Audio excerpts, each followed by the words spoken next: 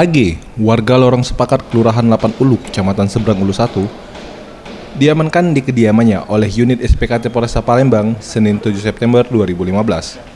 Setelah menerima laporan dari istri keduanya, Ladika, lantaran nekat menjual anak kandungnya, Radel Abelia, yang masih berusia 4 bulan, kepada ML yang saat ini sedang berada di Lubuk Linggau. Menurut pengakuan AG, ayah kandung Radel Abelia, ia mengaku anaknya kepada ML sebesar 2 juta rupiah.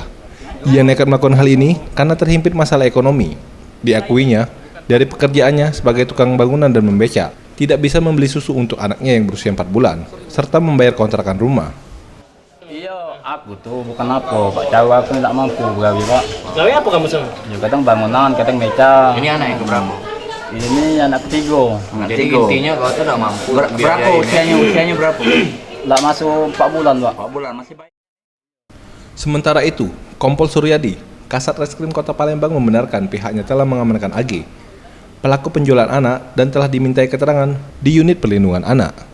Nanti akan terima dugaan sementara dua orang melapor ini tentang perdagangan orang, artinya anak yang berumur kurang lebih 4 bulan ini telah dijual oleh orang tuanya.